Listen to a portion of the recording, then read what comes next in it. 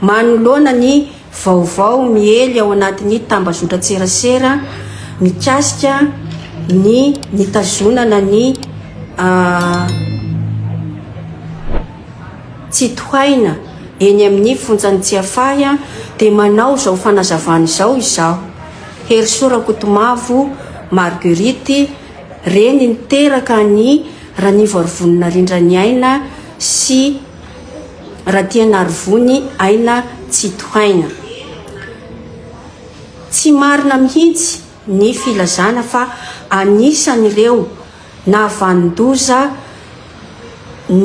namono nafaty any Rasazy Narindra Itsito. Ny proof zay etiko manamarina an'izany dia izao hoe zanako reo telo mianadahy reo zanaka anay mivady dia i Meratina Sylvestre sy zaho. Fianakaviana mifankatia sy mifanohana izahay reo satria isak'izay misy zavatra atao dia miara mikaondoha miara miasa ireo zanako reo. Profon'izany fifankatiavana sy fiarah-miasa zany ny nametrahana Rasazy Narindra ny Tsitohaina ho première liste ny conseiller izay ho tariny. Manoloana an'izay betsaka nefany ny vaovao tsy marina izay lazaina ao anatin'ity tambazotra tserasera ity. Mikasika ihany koa ny nahafaty ny rainy, voalaza ao ny hoe voatifitra ihany koa ny dadany zareo. Tsy marina zany fa ny dadany dia narary avy any Mangatabohangy izy dia niakatra taty aminay taty Antsirabe dia nitsaboinay teo amin'ny hôpitaly lehibe teo amin'ny hôpitaly Atsimo dia tsy nahatohitra moa ny herim-batany dia nindao sy ny fahafatesana izy tamin'ny 2021. Zay ny nahafaty ny dadany. Tsy pihiko eto manokana fa betsaka isika ny milaza zay vaovao zay tena manimba fosy tsy marina tokoa zay lazaitsika.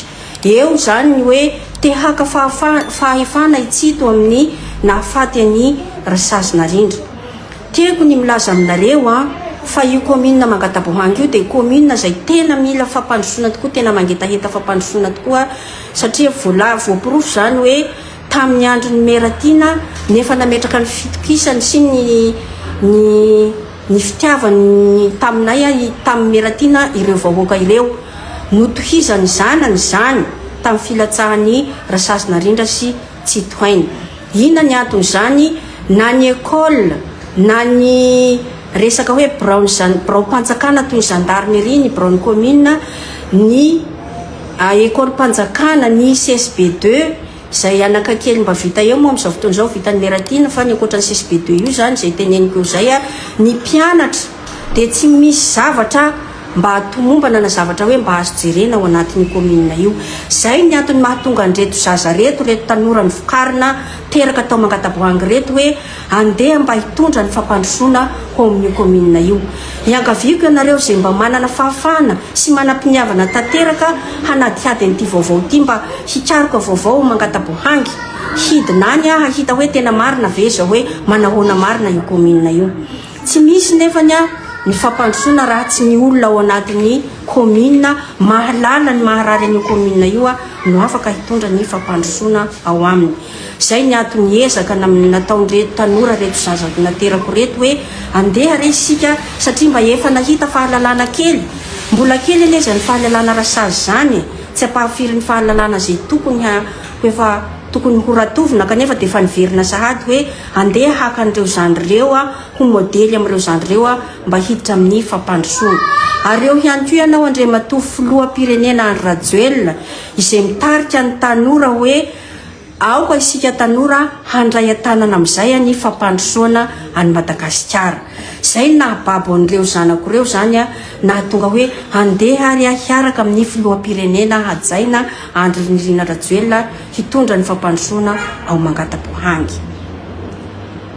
Mikasika ihany koa ny hetaheta zay tiako mba havohitra amintsika amin'izao fotoana izao. Valomary Sandroany any ianao Andriamatoa Hajaina filoham-pirenena Andry Rajoelina, Ramatoa Hajaina Mialy Rajoelina. Mitodika manokana aminareo mivady aho mba jereo re, mba reny ohatranareo zao, ohatranao aho Ramatoa Mialy Rajoelina. Efa maty ny zanako novonoina amin'ny basy, izao samborina ihany koa ny zanako anankiray ray tapo amin'ny hany, izay tsy fantatro mihitsy ny antony isamborana azy any amin'ny fonjanitsy afa. Koa mangataka aminao Antanandroa mba jereo akaiky le tompoko ny mikasika an'ity afera volon'olona zay nahafaty ny Rasasinarindrana ity. Malahelo de malahelo tokoa ny tenako ny foko, satria amin'ny mahareny azy zay niezaka mba nampianatra an'ireo zanako reo, niezaka nampandray anjara an'ireo tanora ireo mba hitondra fampandrosoana, nefa dia faty sy gadra no azon'ireo. Apetrako ampelantananao reo fa reny tsy manana inona fa reny mitaraina aminao.